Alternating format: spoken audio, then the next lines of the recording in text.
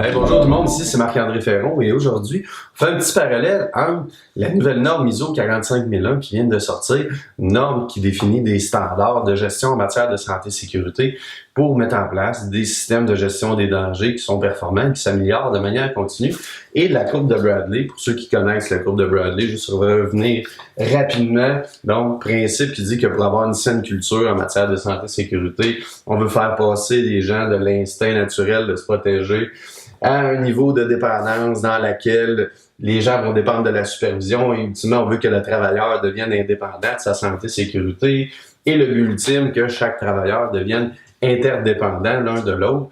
Donc, dans les choses qu'il faut se poser comme question, la définition du mot indépendant, c'est n'est tributaire de personne sur le plan matériel, physique, moral et intellectuel. Donc, une notion très difficile à appliquer en matière de santé et sécurité, de dire que nos travailleurs vont devenir indépendants de leur santé et sécurité. Pourquoi?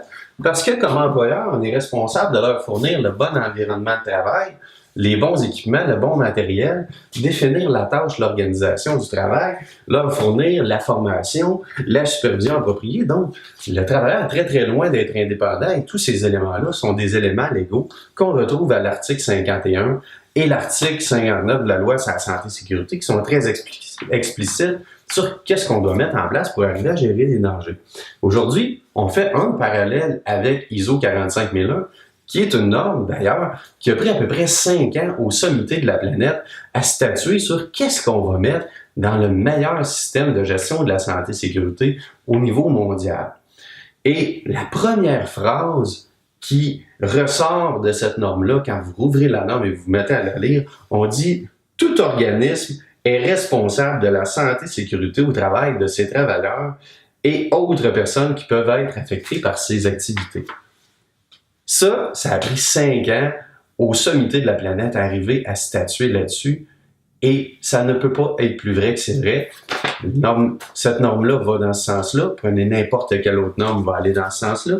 Prenez la loi sur la santé et sécurité, va aller dans ce sens-là. Le code criminel à l'article 217, 219, mais les organisations, les gestionnaires responsables de la sécurité d'autrui. Pourquoi?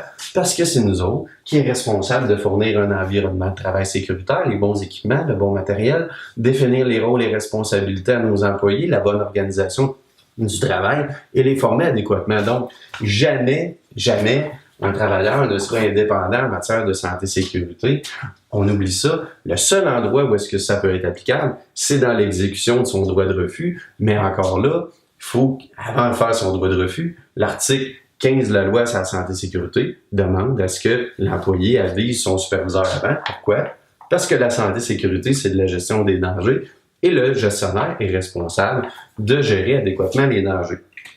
Pour ceux qui pensent que des systèmes de gestion, les normes ISO et tout ça, ça ne marche pas en matière de santé et sécurité, souvent le parallèle que je vais faire, c'est qu'un système de gestion en matière de santé et sécurité, c'est pareil comme mon coffre d'outils.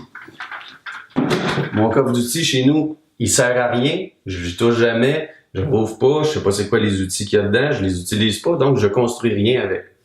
Un système de gestion, c'est le coffre d'outils d'un gestionnaire. C'est ce qui définit, à partir du moment qu'on ne peut pas éliminer et réduire à la source, c'est quoi les rôles et responsabilités des gens dans l'organisation et comment je vais avoir à les superviser et à faire exécuter les rôles et responsabilités. Si le coffre d'outils est vide, bien évidemment, ça ne marchera pas. Si j'ai pas les bons outils dans le coffre d'outils, ça ne marchera pas.